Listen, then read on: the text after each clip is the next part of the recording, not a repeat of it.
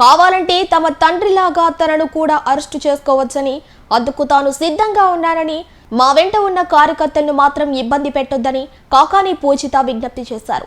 గాండ్ల అమావాస్యను పురస్కరించుకుని బొదలకూరులోని శ్రీ కామాక్షితాయి సమేత రామలింగేశ్వర స్వామి ఆలయంలో ఆమె ప్రత్యేక పూజలు జరిపారు. అనంతరం సంగం రోడ్ సెంటర్లో ఉన్న స్వర్గీయ కాకాని రమణారెడ్డి విగ్రహానికి పూలమాలలు వేసి నివాళులు అర్పించారు. ఈ సందర్భంగా కాకాని పూజిత మీడియాతో మాట్లాడుతూ తన తండ్రి కాకాని గోవర్ధన్ రెడ్డిని రాజకీయ కక్షలో భాగంగా అన్యాయంగా అక్రమ కేసులు పెట్టి ఇరికించారని అన్నారు.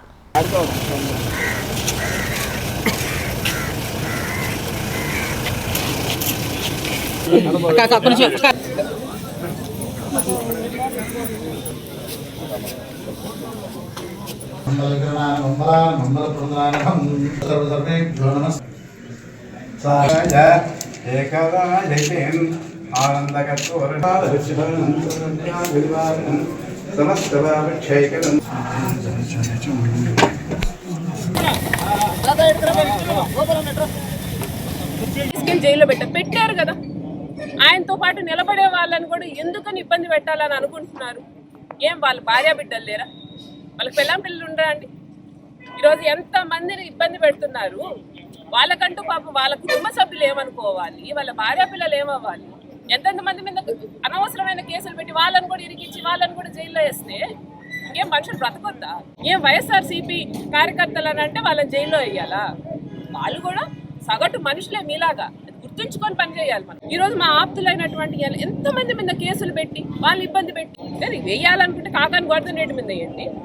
నన్ను తీసుకెళ్ళండి జైలుకి, ఏముంది? నా నాన్న వెనకాల నేను వస్తాను. వీళ్ళందరూ మా ప్రజలు, వీళ్ళు మమ్మల్ని నమ్ముకొని ఉన్నారు. వీళ్ళ కోసం మేము ఎంత దూరమైనా వస్తాం, మేమైనా వస్తాం జైలుకి, మరలేదు. వాళ్ళని ఇబ్బంది పెట్టదు, అది తప్పు. కాబట్టి మేము కోరుకునేది ఏంటంటే, నేను ఈ రోజుకైనా నేను వస్తున్నాను, తీసుకుని వెళ్ళిపోతానని తీసుకెళ్ళిపోండి, ఇబ్బంది ఏం లేదు. కాకపోతే మా కోసం పనిచేసే వాళ్ళు కానీ, మా ఆప్తులు కానీ, మా దగ్గర వాళ్ళు కానీ వదిలిపెట్టండి. వాళ్ళదేం తప్పు ఉంది, వాళ్ళనైనా వదిలిపెట్టండి అని మేము వీఆర్ రిక్వెస్టింగ్ అనుకోండి. వాళ్ళ కోసం మేము ఏమైనా చేయడానికి సిద్ధంగా ఉన్నాం.